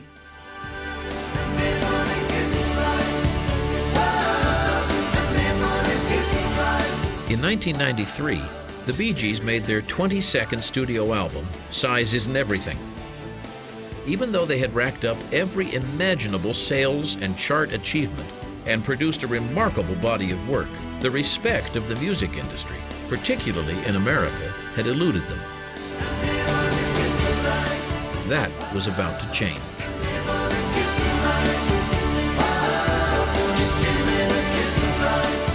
When your music or any creative endeavor starts to endure over a span of 4 decades, as the Bee Gees had by the 90s, then you're starting to be relevant for a lifetime.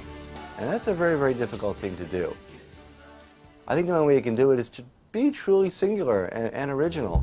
I stumble in the night, never really knew what it would have been like. You were no longer there to break my fall.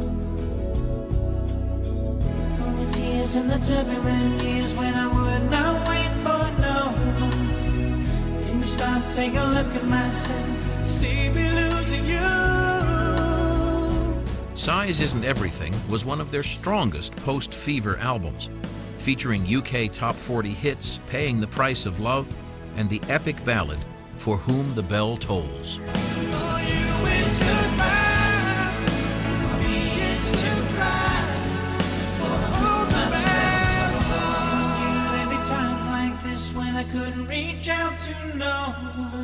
The Bee Gees were inducted into the Songwriters Hall of Fame in 1994. 2 years later, as they prepared to celebrate the 30th anniversary of their first international hit, the unexpected happened. The music industry and the media began to reevaluate the Bee Gees' place in rock history. It's a colossal honor for me to present this award to a group who've been going for 30 years. To put that in perspective, our newcomers here tonight will have to keep going to the year 2027 to equal the achievements of the Brothers Gibb.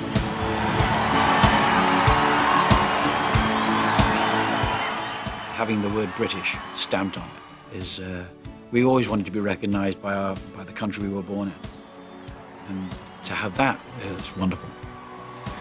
The attention that the Bee Gees got in the late 90s was really, really long overdue. Robert Stigwood, as the greatest showman in the world, if you don't accept this award alongside us tonight, then we will not accept it either. But I'm so proud of my lads. So I thought it was overdue recognition for them. After they got the award, Lifetime Achievement, they then did a set of 7 or 8 of their biggest hits in front of a huge industry audience. But it wasn't just the people in the industry, it was kids. I mean, I took my own kids who were at that point 19, 21. And what amazed me was that how my children and their friends of the same age group, they knew all the songs. And the place went bananas.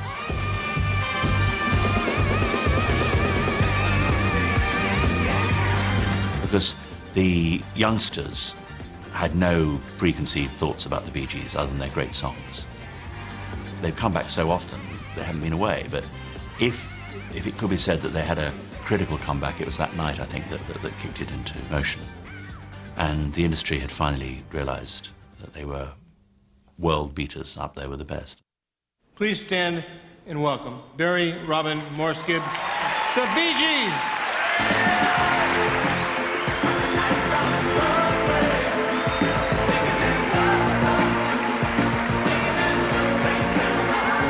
I don't think I've ever seen the Bee Gees as emotional or as proud as when they heard that they were being elected into the Rock and Roll Hall of Fame.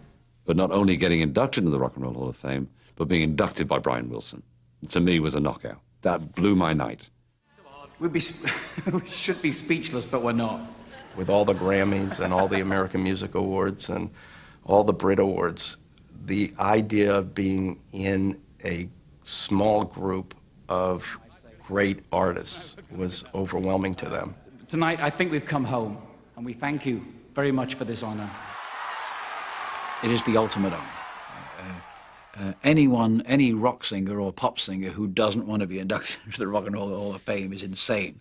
It's the dream of a lifetime. Almost without their knowing, these characters become legends, icons. And this is absolutely fitting. The Bee Gees are in that state now. And if they're not careful, they go on being even more famous than they are already. The Bee Gees were grateful for the recognition, but they weren't looking back. The brothers were determined to create new music that would prove they were still a vital force.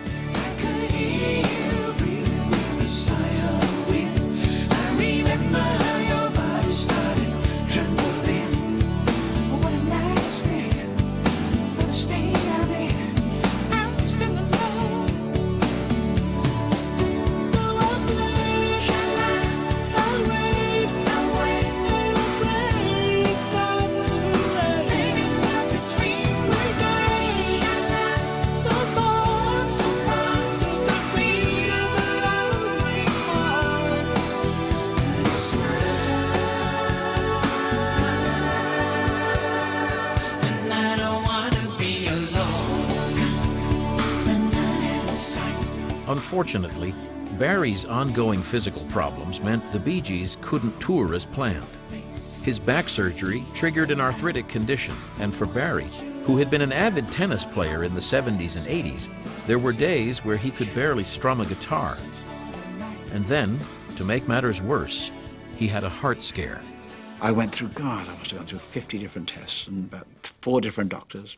It was really, it was a depressing situation. And they said, yeah, your heart is contracting one way, but when it's coming, it's not really doing it the right way.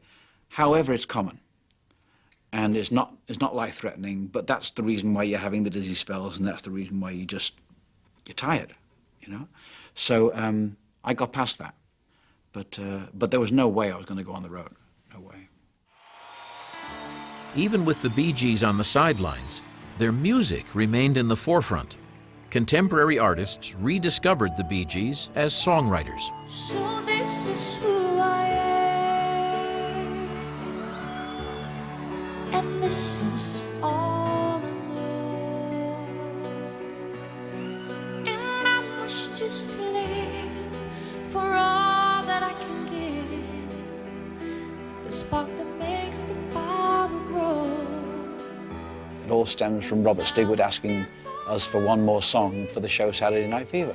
And at the same time, Tommy Mottola called up and asked if we had a song for Celine.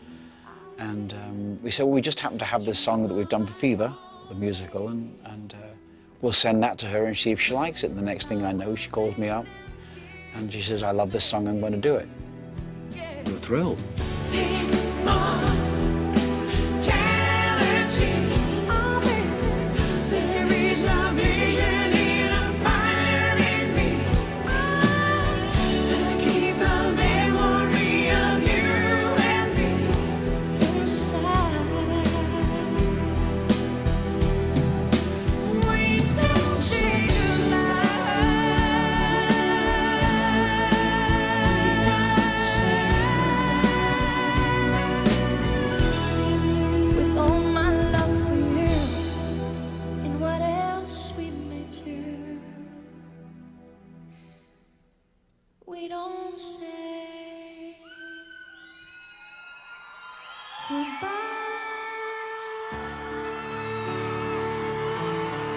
Barry's physical problems made it impossible for the Bee Gees to mount a major tour. So they invented a new way of bringing their music to millions of fans around the world.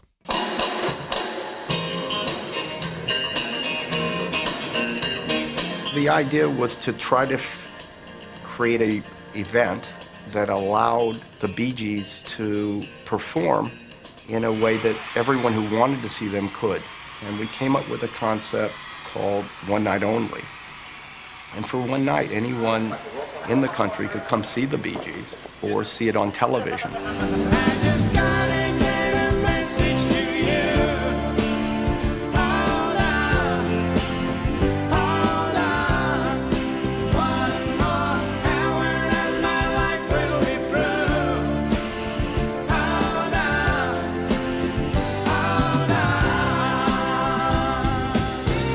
Right now, we feel more comfortable doing just special event shows, almost like the Three Tenors do, you know. But there's three of us anyway, and we can sing pretty high.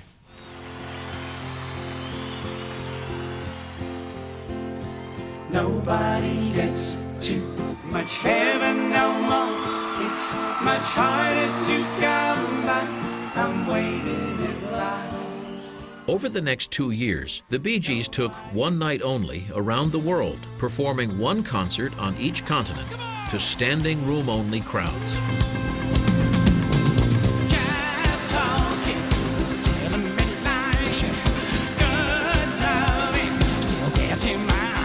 It became a pay-per-view event, a television special, and a CD that sold over 5 million copies. It was like a mission, you know? You go in, you hit hard, and you go home. I'm almost certain that we will tour again in a more traditional fashion, but this was fun.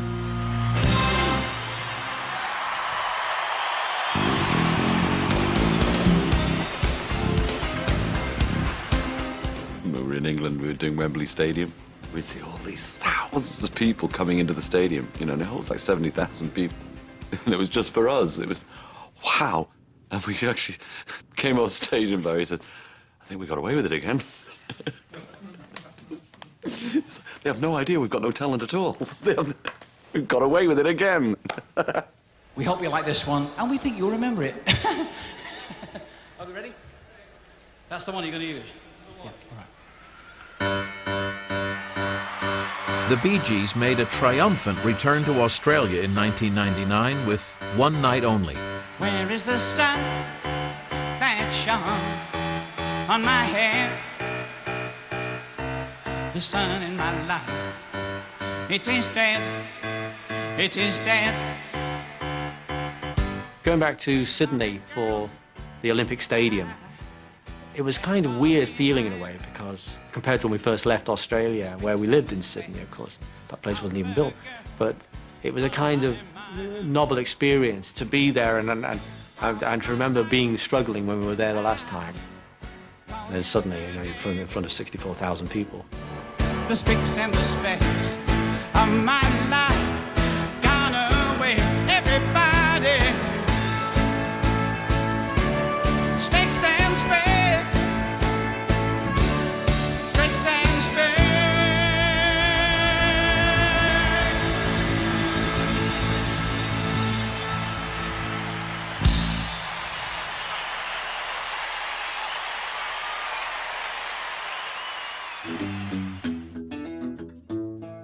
In the year 2000, the Bee Gees went to work on a new album. Once again reinventing their sound, they gave a contemporary twist to their musical roots. I've seen this story, I read it over once or twice.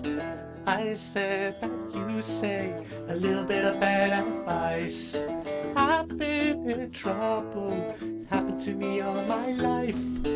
I lie and you lie, and who will get the sharpest knife? You know, shouldn't be somebody like that, but the kind of man to throw his hat into the ring and go down without following through. The day turns into night. This is where I came in.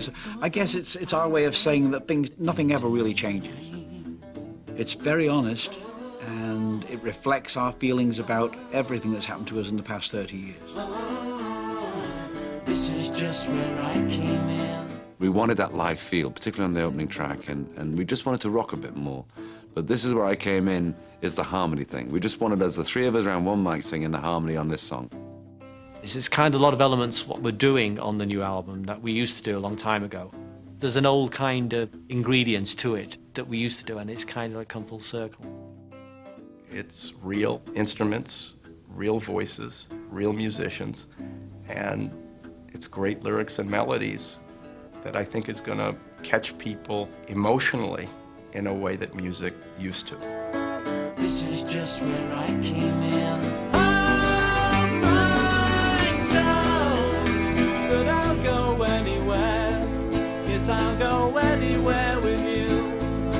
Time has gone, but I'll go anywhere. Yes, I'll go anywhere with you. This is the danger zone. This is where I came in. They don't know what they do. Forgive them of their sins. They know they cannot take away what you have given me. The success of the Bee Gees is unparalleled. A 5-decade-long career, well over 100 million records sold worldwide. And with nearly 1,000 compositions to their credit, the brothers Gibb are one of the most successful songwriting teams ever. Hundreds of artists have recorded their songs, and everybody has a favorite. My all-time favorite Bee Gees songs? Oh my God. I mean, which do you pick out of all that lot, you know? Absolutely impossible question. I would say New York Mining Disaster. Nights on Broadway is a great song. I Started a Joke. Do you win again? Tragedy. Fanny Pretender. Got to get a message to you. This is not fair to so many songs. Staying Alive. There have to be the Saturday Night Fever songs. Jive Talking. How Deep Is Your Love? How Deep Is Your Love? I mean, I love Too Much Heaven. Too Much Heaven. Of course, I love to love somebody because it was my birthday present. Words. Words. Words. Words. Can't say I have a favorite Bee Gees song. For Whom the Bell Tolls. Won't do it. I mean, Holiday. I mean, I can go on and on, you know. I'd say they're like our kids. It's difficult to single one out and say, that's my favorite. This is the danger zone. This is where I came in. They don't know what they do. Forgive them of their sins. They know they cannot take away what you have given me. I love all the stuff that they've done already, but I'm always looking forward to the next one that's going to come out. Undoubtedly, the Bee Gees will be looked back upon as being a very important part of the 20th century. Unique in respect of their musical contribution in writing, performing, and producing. They were, and still are, an incredible group. The body of work is so gigantic. It literally is gigantic. I mean, hundreds upon hundreds of really strong songs that are in the popular idiom. And you're never going to get them out until it's too late. It's like, you better surrender because you've been invaded already. You know, like the battle is won. The conquest is over. Having had such a remarkable career, what's left for the brothers Gibb to accomplish? Brain surgery, which brings in an extra few dollars on the weekend. There's a few things, a lot more new adventures out there we haven't even touched yet. An artist will always think they've got something to prove, and I think that's what keeps them going. You're always proving yourself, and I think we will go on doing that until there's simply no more left to do. We've never had the opportunity to be nominated for an Academy Award. It's one of our dreams. I'm proud that they're where they are today, and they're still normal, fairly well-adjusted young men, middle-aged men. I shouldn't say that, should I? They'll kill me. And at this point in my life, I'm real content with all of it. And I think the Bee Gees, whatever they are, will be remembered. And I'm happy about that. You know, some people last 5 years. We've lasted 40 years.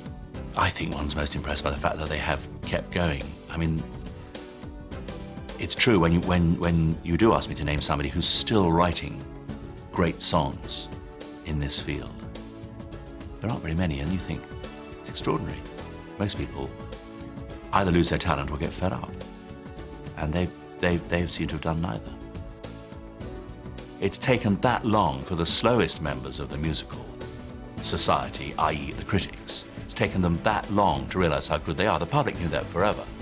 But even they now realize, as we have realized for many, many years, that the Bee Gees deserve to be up there as songwriters with Dylan, Lennon McCartney, Pete Townsend, Ray Davies, Elton. Bee Gees are as good as that lot. When everyone starts saying, you know, but we really like the Bee Gees, you know. And I was saying, what? You can't. It's not. No, you didn't like us before. You're not allowed to like us now. You know?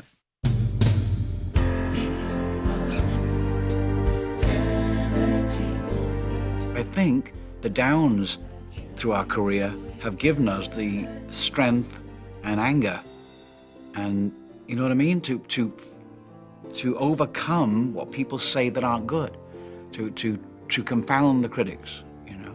So my mission is to confound the critics. To me, we're the Still Three Kids from Manchester who wanted to be famous and just wanted to make music. We didn't know how much you earned. We didn't know what it cost to buy a guitar or an amplifier or a microphone even, or even have a roadie.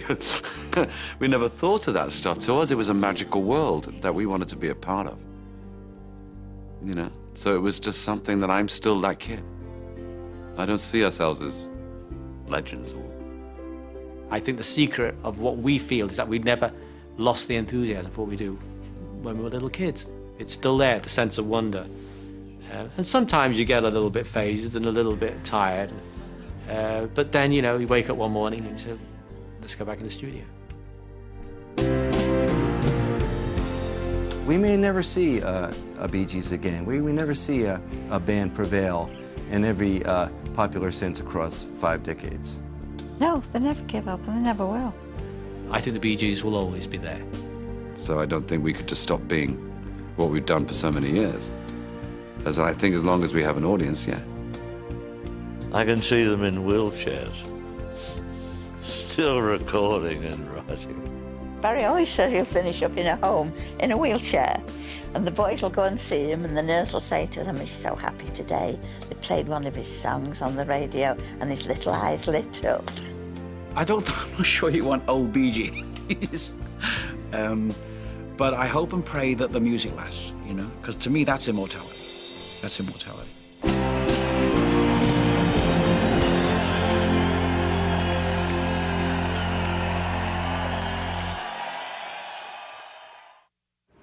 Look, that's David Leith. I know, that's David Leith.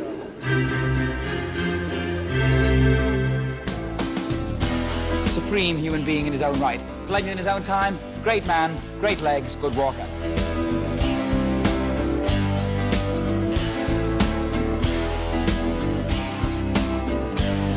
Rubbish. Some strange people around here.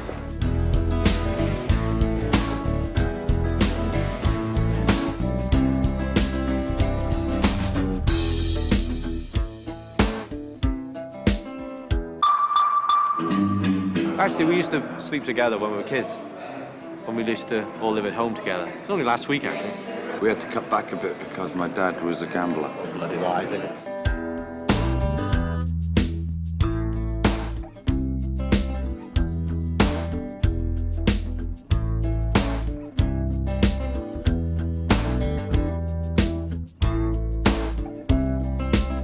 Something's going on. And yes, here it is. This is our mother. How are you, mother? Not bad, son. I've heard 3 or 4 tracks of the album, which is fantastic. There you go, mate. This way. Thank you very much. Looking for a home. I found an escape hatch. Get away. We can get away. Quick, this way.